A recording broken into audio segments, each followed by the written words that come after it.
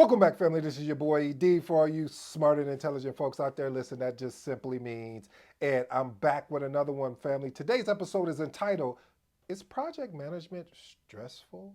Again, is project management successful? Now, listen, have you ever really truly wondered, is project management truly stressful? Seriously, family, when you think about it, if you're not already in the career of project management, and you're thinking about getting in it, this video is definitely for you. And if you're in it, you could concur with me. I know what I'm about to do here is one of our secrets in project management that we normally don't share, which is some of the stressful moments. But listen, you know how I'm going to do it. I'm going to frame it up in a 7 point framework, my framework, and then we'll walk through each one of these points and see what stands out. So let's work real quick, family. First point is personal resilience. Again, personal resilience. Let me be honest with you, family. When you are leading a project, there are a lot of demands on your time, a lot of demands on your execution, a lot of demands on you being that crucial role in which could help mitigate the business stress.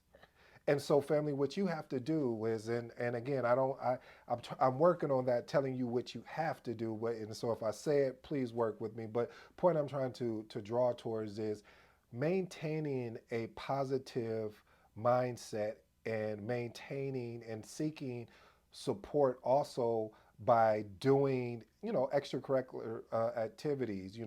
For me, I like to go play basketball or go bowling or even reading a book or going for a walk. But family, I'm not going to say have a work life balance, because that just is such a cliche word. And everyone says, hey, to balance the stress or anything, have a work life balance. But sometimes, let's be honest, family, it's challenging to have a work life balance. And sometimes you may be finding yourself, working more and spending time with yourself less, and sometimes it's flipped around. So it's all about, family, creating some type of destination for you, creating a plan for yourself personally about how you're going to deal with stress when it comes your way, and how you're going to be more proactive instead of reactive. Let me tell you what happened to me, family. So I'm one of those people, when you give me a task, it's a gift and a curse of mine. The gift is I'm committed. The curse is that I'm committed. That may have missed you. I said a gift of mine is that I'm committed, and my curse is that I'm committed. You see, what I mean by that is I'm going to keep going after, trying to figure it out, instead of taking the time out, okay, and saying, okay, I went at it for about 3 hours here. You know what? Let me stand up, walk away from the information, and maybe take a walk, and then come back, and then attack it again. And see what I would do, family. And it wasn't until, this is a true story too, family. It wasn't until a manager pulled me to the side. He said, "Listen," he said, "Ed, I appreciate your dedication." He said, "If I know of anyone, if we have a problem, we give it to you. You're going to sit there and try and figure and solve it until you could solve it, basically." He said, "But what I want you to keep in mind is the ability to be able to leave the problem where it is and then come back with a refreshed mind or a refreshed approach." And I'll be honest with you, family. At first, it was hard, and I still struggle with it from time to time. But every single time I walk away, I do something, and I don't want to put a time constraint and say, oh, it happens in an hour or 30 minutes. It's just a natural progression. I'll get to doing something, all of a sudden say, you know what? Let me go try and go do this. And so then I'll go back and attack the problem again with a new, fresh mind. And so, family, I implore you to test that out and do that. When you're working through a problem or you're stressed out with something that you're working through, get up, take a walk. If you can't walk around the building or the stairs, or just go look in another room. I don't know, but family, the point I'm trying to make is you have to create that separation from time to time, so you could come back and look at it with a fresh new pair of eyes. I drained that a little bit too long. I apologize, but I truly want you to understand the importance of being able to take that personal, having that personal resilience and putting things in play for that.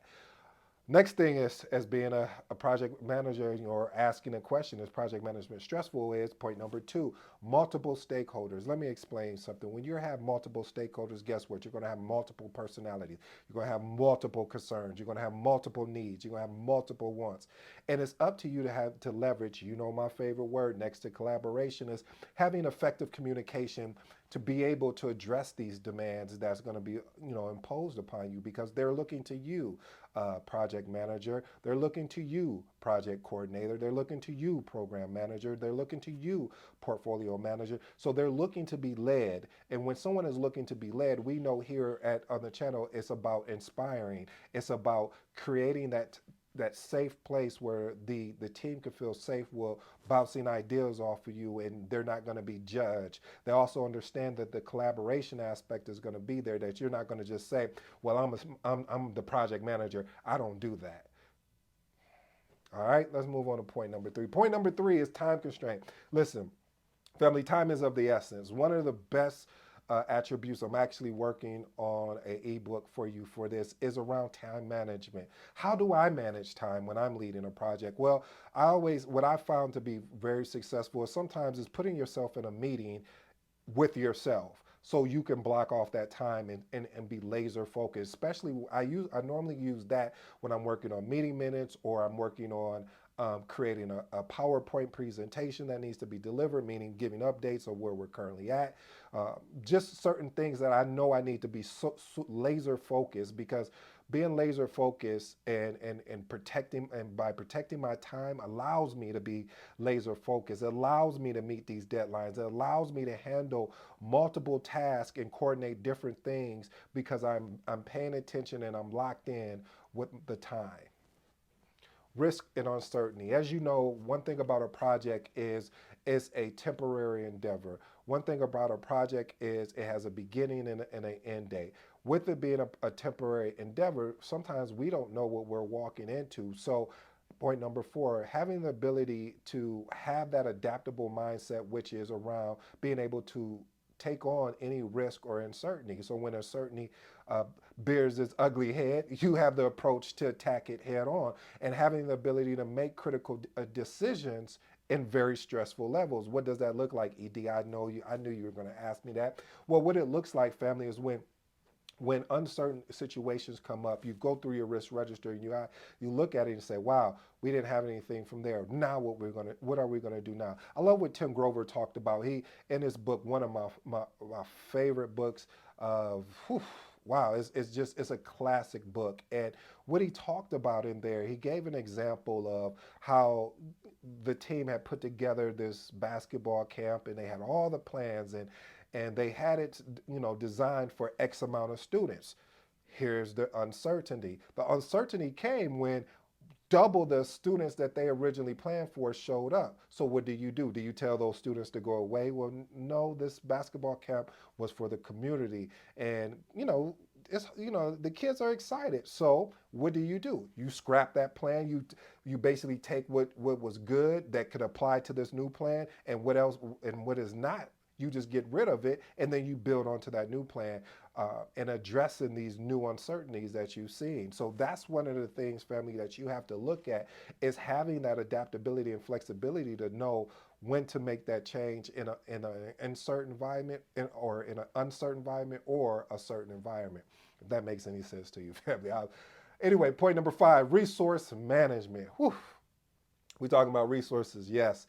One thing about resources is just not all monetary. Resources could be anything from people resources, let's say human resources, or anything to do with equipment, have anything to do with the budget. Well, that's when we start identifying the monetary aspect of things. So looking and making sure that none of these, that you don't have a shortage in your resource allocation. One of the things I always see within projects is there's always an opportunity for, when I use opportunity, I use it in a slight to say that there's an opportunity to constantly always looking to address any potential resource constraints, or basically planning ahead. And when you like, I know you're like, well, I'm confused. What do you mean planning ahead for a resource constraint? Well, a lot of times what can happen in family, your project priority could shift.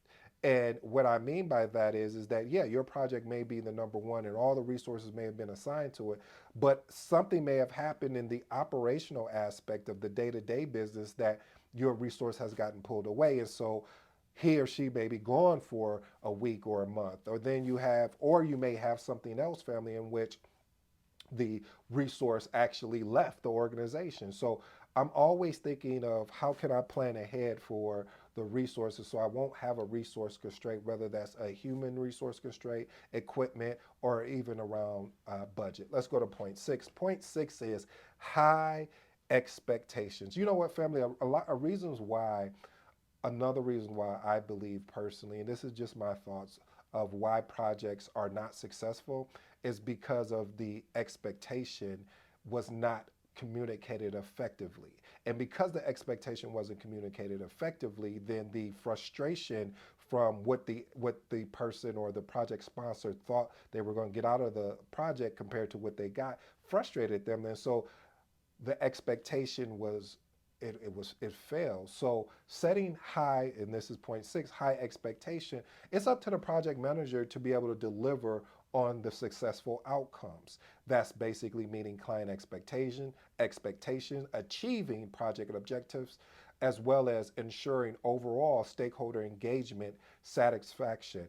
And I'm gonna be honest, it can be stressful when you're leading that because it's such that's that stress that you want to make sure that your customer is happy. I heard somebody say, ask, and I forgot the gentleman's name, so I apologize, but you'll know him. He owns the Starbucks. He owns, I believe it is Patron, the liquor company. And interviewer asked him. He said, "So, what do you think is the best customer?" He said, "A repeatable customer," and that's true because a repeatable customer, they know what you're able to deliver on. They know what your value is, and so they're willing to invest in you. So a repeatable customer going back to point number six, which is high expectation.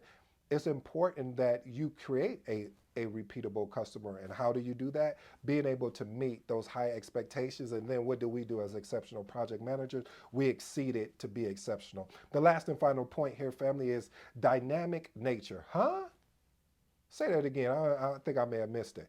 Dynamic nature. What does that mean, ED? Well, let me unbreak that or unpack that for you. Meaning, project managers operate in a dynamic environment with evolving requirements, changing priorities, and unexpected challenges. Listen, family, I wish I could tell you that it would be so easy that now you've just been crowned the project manager and you're not going to have any challenges. You're not going to nothing is going to happen unexpectedly where all of a sudden now your project is going to have to shift and you're going to have to re-baseline your project schedule. You might have to go back and look at your scope. You might even have to look at your risk register and see, hey, is there any other particular risk that may actually become an issue? So, family, to answer the overall question, is project management successful? Again, it's subjective because I say it's subjective, meaning that it's up to the person. Yes, you're going to have some challenges and you're going to be pushed, but only way you can be pushed is if you allow yourself to be uncomfortable, and allowing yourself to be uncomfortable gives you a chance to be stretched and grow as a project manager. Hey family, I hope you enjoyed today's video. This has been your boy ED. Until next time, I'm out.